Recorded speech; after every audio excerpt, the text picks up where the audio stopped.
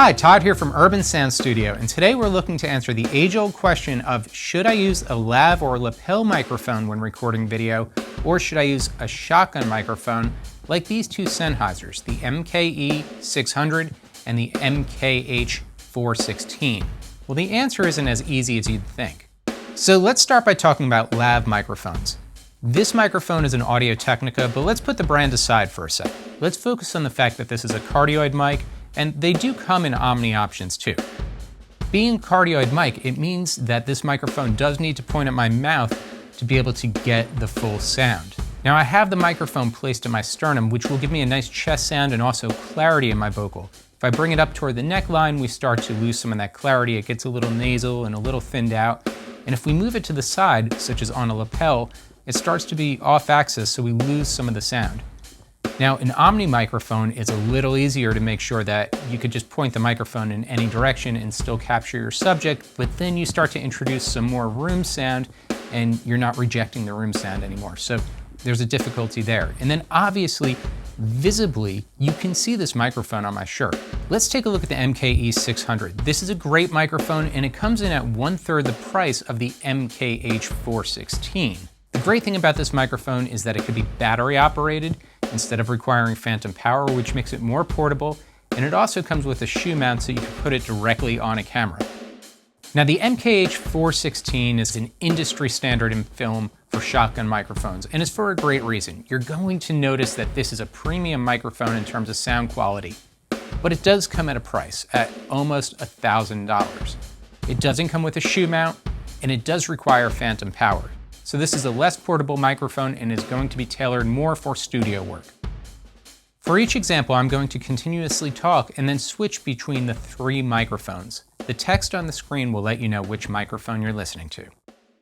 So in this first example, I have the microphones pointed directly at the subject. This might be the same as if the microphone was mounted directly on a camera or placed right at the camera and the subject was looking directly into the camera. It's about an arm's length away, which is about 3 feet. The microphones, you'll notice, are rejecting probably a good amount of the room. We should have a lot of clarity in the voice. We probably don't have a lot of bass in these microphones because we're not close enough to get proximity effect. Let's check that out in the next example and see what happens as we bring the microphones closer to the subject. So in this example, I brought the microphones really close to the subject. They're maybe about 2 fists away, a little less than a foot. This is not going to be an optimal placement for a microphone if you're trying to hide the microphone on camera, but what I'm trying to do here is compare the difference between the lapel mic and these two shotgun mics. So what do you hear in terms of difference in terms of proximity effect? Are we getting more bass from one microphone than the other? Is that proximity effect important? And do we have any of that bass resonance that you're hearing from the shotgun mics right now? Do we hear any of that in our lapel mic? That's important.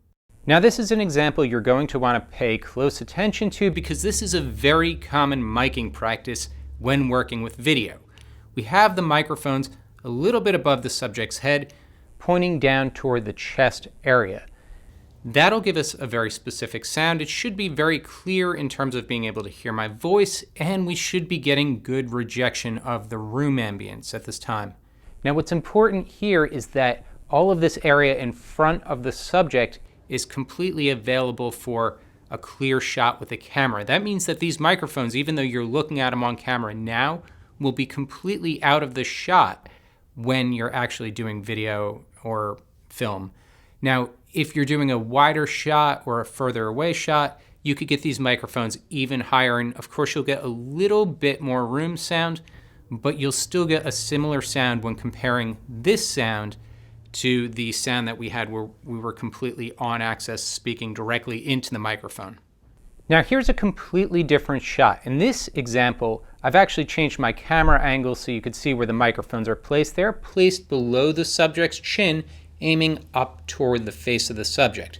What's important here is it completely opens up the top area of the subject's head for a shot, and it makes sure that we are still getting not only the microphones out of the way, but we're getting a very clear, direct sound from the subject. So it's below the subject's chin, pointing up toward the nose, similar to the way that if you were recording a subject directly into a condenser microphone and you tilted it up toward the nose, we're probably getting a little more clarity, maybe a little more openness.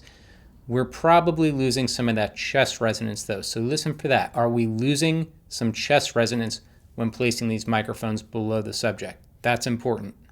Now in this last example, I've put the microphones about a good 6 feet away from the subject. So I'm speaking directly at the microphones, but they are 6 feet away so far that you actually can't see them in this shot.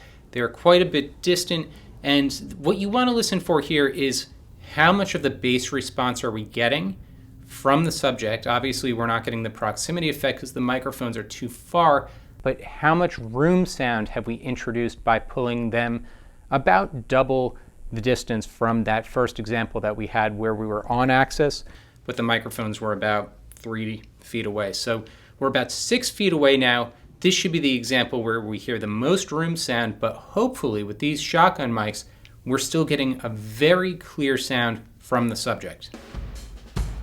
Thanks for watching. Do you have a preference between a lav mic or a shotgun microphone? Or are there different brands of lav or shotgun microphones that you prefer? If so, let us know in the comments below, and as always, please help support the channel by liking this video and subscribing.